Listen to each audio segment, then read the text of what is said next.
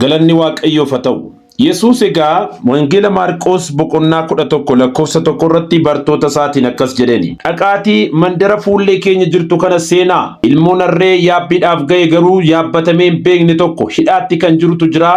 Isa hiikaatii fidaa, namoonni immoo yoo isin gaafatan gooftaatu barbaade jedhaani. Bartoonnis dhaqanii harree sana hiikanii hin fidanii Yesuus Kiristoosis harree sana irra taa'ee gara Yerusaalemiin deeme. Kutaa kana keessatti Yesuus Kiristoos maaliif harree irra taa'uu filate? Bara sana keessaa mootonni beelladoota keessaatii fardatti fayyadamanii waraana geggeessu turani. Gooftaan Yesuus Kiristoos mallattoon nagaa fidee gara biyya lafaa kana akka dhufe isaanitti agarsiisuuf jecha harree irra taa'e jechuudha. Inni dabalataan namni harree kanarra taa'ee hin beeku. Harreen kun hidhamtee jirti. Sanumaa immoo harreen kun harree ganaa ilmoo seedha malee kan kanaan dura leenjii deemsaa qabdu miti. Garuu gooftaan Yesuus Kiristoos akkas jedhe, hidhaa keessa jirti. Yaabbatamtee hin beektu. Dhaqaatii hiikaa fidaa. Yeroo isin hiikuudhaaf jettan immoo namoonni maaliif hiikamti jedhanii isin gaafatan naannoo sana jiru. Deebisaa immoo akkas jedhaati deebisaa jedhee waan isaan jechuudhaan malan wajjin isaanitti hime jechuudha. Firoota koo har'a Waaqayyo dhimma keessan godhatu malee muuxannoo qabaachuu fi dhabuu keessan miti. Harreen guyyaa tokko meetira tokko deemtee hin beekne. Harreen mandaruma sana keessayyuu naannoftee hin beekne. Guyyaa hiikamte sanatti gooftaa Yesuus Kiristoosin dugda ishee irratti baattee kabaja guddaadhaan namoonni daandii irratti ba'anii isaan kaan baala gurguddaa isaan kaan immoo uffata isaanii karaa irratti afanii fi hoosaa'inaa olii maqaa Waaqayyootiin kan dhufe eebbifamaadha jedhanii namoonni daandii irratti ba'anii simatanii. Gooftaan Yesuus Kiristoos gara kee haa dhufu malee muuxannoo dhabuun kee achitti sin hambisu. Gooftaan Yesuus Kiristoos gara kee haa dhufu malee namni kanaan dura waa'ee kee dhabuun hidhamtee iddoo tokko turuun haalati keessa jirtu hidhaadhaan kan marfame ta'uun adeemsa kee hin rakkisu jechuudha. Harreen mandara tokko keessaa baatee hin deemne guyyaadhuma tokkotti kaapitaal siitii biyya sanaa seente. Magaalaa guddoo biyya sanaa Yerusaalemiin seente jechuudha. Hidhamtee turte gaafa Yesuus Kiristoos dhimma kee godhatu, gaafa Yesuus Kiristoos sitti goru, gaafa Yesuus Kiristoos dhaqaa hiikaa jedhee ergamoota isaa sitti ergu, gaafa harki Kiristoos gara kee dhufu hin hiikamta. Adeemsatti jalqabdu garuu adeemsa safara keessaa miti. Waaqayyo adeemsa fagoo si jalqabsiisa jechuudha. Haalelooyaa.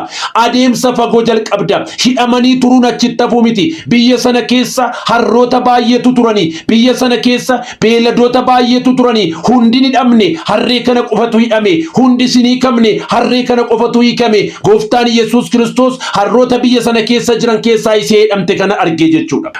Namoonni baay'een si dhiisanii waan darba sitti fakkaachuu danda'a. Namoonni baay'een naannoo keessa gaafa isaan firiidamii guddaadhaan naannaan si bira waan darban sitti fakkaachuu danda'a. Garuu dubbichi akkas miti. Gaafa gooftaan Yesuus Kiristoos hidhaa kee hiikuu jalqabu adeemsi kan kee akka warra kaanii safara keessa toon taane qaxxaamurtee deemuu jalqabda. Fageenya si deemsisuu jalqaba. Waaqayyo balbala sitti banuu jalqabee jennaan ulfinaan sigaa. Gooftaan Yesuus Kiristoos egaa beelladoota keessaa beellada kanarra taa'e jechuudha. Seenaan kan galmeesse lafa kaa'e macaafi qulqulluunis kan dubbatu haga yoonaatti gooftaan Yesuus Kiristoos konkolaataa yaabbanne farda yaabbanne garuu harree ishee ilmoo kana ishee hidhamtee mandara xiqqoo keessa jirtu yaabbatee gara magaalaa guddaatti fudhatee deeme. Gooftaan Yesuus Kiristoos mana kee seenu malee magaalaa xiqqoo keessa jirtu keessaa gara magaalaa guddaatti deemta. Jireenya xiqqoo keessa jirtu keessaa gara jireenya guddaatti deemta. Yesuus Kiristoos bara baraan gooftaadha. Firoota koo hidhamuun egaa achitti hafuu miti. Yeroodhaaf hidhamuu jechuun hidhamanii achitti hafuu jechuu miti. Gooftaan Yesuus Kiristoos hidhaa kee hin hiika. Miilli kee takkaa deemee hin beekne mootii waaqaaf lafaa kana baatee magaalaa seentee hin beekne seenta. Harroonni ofiima isaaniifuu magaalaa keessa deemuu baay'ee rakkatu. Garuu isheen kun mandara keessaa baatee kaapitaal siitii magaalaa biyya sana keessaatti guddaadha jedhamu Yerusaalemiin seente jechuudha. Haalleluuyaa. Waaqayyo hidhaa kee hin hiika. Jireenya kee irra hin taa'a.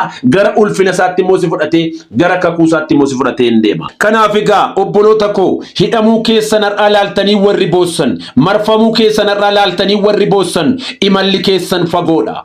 Gooftaan Yesuus Kiristoos gara keessan akka dhufu duwwaa eeyyamaa. Gooftaan Yesuus Kiristoos jireenya keessaniin akka baatamu qofa isa baattanii deemuudhaaf murteessaa malee Waaqayyo jireenya keessaniif karaa fagoo isiniif qaba. Yesuus Kiristoosin jireenya kee keessatti baattee, Yesuus Kiristoosin jireenya kee keessatti kabajjee, Yesuus Kiristoosin jireenya kee keessatti ulfeessitee iddoo kaleessaa fi hidhaa kaleessaatti hin deebitu. Waaqayyo waa'ee keetiif isa dubbate fiixaan hin baasa. Waaqayyo hidhaa keessirraa hiikaa adeemsa miilla kee keetii in fageessa. Kun sagalee Waaqayyooti. Kun sagalee Waaqayyoo wangeela Maarqos boqonnaa 11 lakkoofsa 1 irraa kaasee dubbatu dhaqaatti dubbifadha. Yesus Kiristoos bara baraan gooftaadha. Mootiin mootota inni waa'ee keetiif dubbate, inni waa'ee keetiif kakate, isa siif kakate sana siif raawwata. Ati garuu iddoo dhaabbattee eeguudha maltu dhaabbadhuuti eegi. Kiristoosin baachuu akka maltutti baadhu. Imalli kee sana booda fagoota. Haleluuyaa. Warri ergaan kun na ilaallata jettan koomentii jalatti ameen jedhaa barreessa.